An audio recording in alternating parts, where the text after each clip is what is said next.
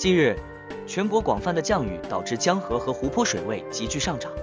在南方各地，洪涝灾害出现不同程度的情况，尤其是地势低洼的地区，受灾情况更加严重。此外，有不少房屋沿河而建的老乡，他们辛苦攒下来的钱、家具和生活用品，被凶猛的洪水一夜之间毁掉，造成了巨大的经济损失。正如俗话所说，洪水猛如虎。被洪水侵袭的地区不仅会造成经济损失，还会对人们的生命安全造成威胁。即使是住在河边较远处的居民，也可能遭遇因强降雨引发的房屋淹没风险。洪水袭击威力巨大，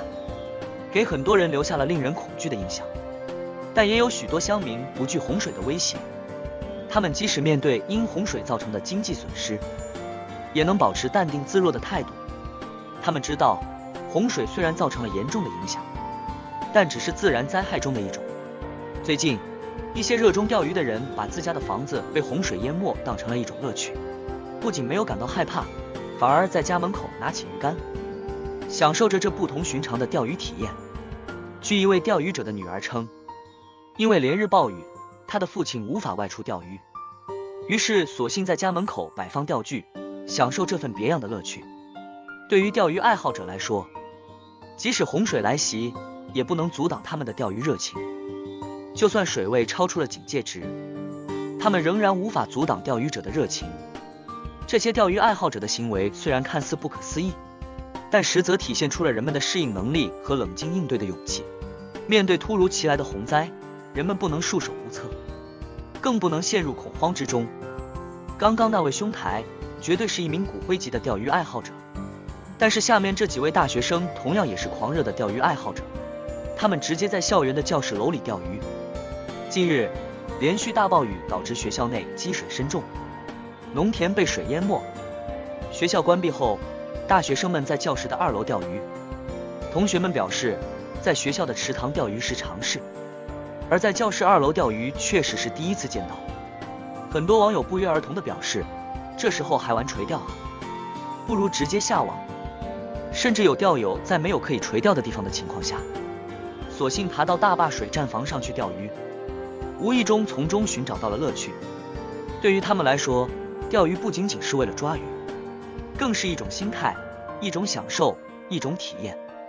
在这样的困难时刻，我们更应该关心他人，互相帮助。钓鱼爱好者们在洪灾时期没有关门闭户，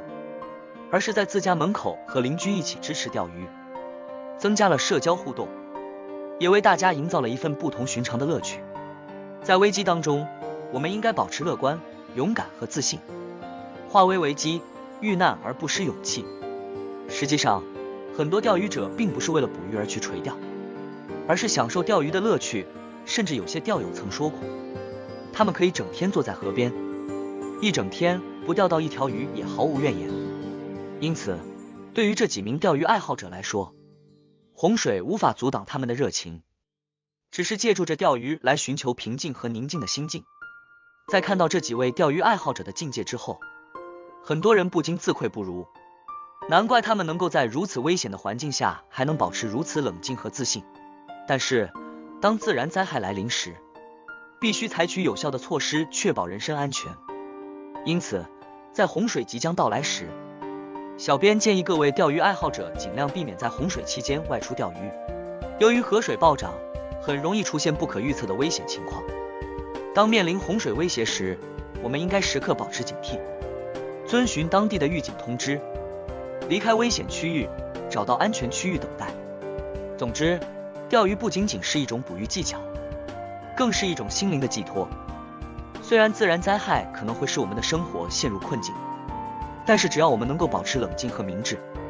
我们就能够找到方法应对困境，坚持生命的美好和善良。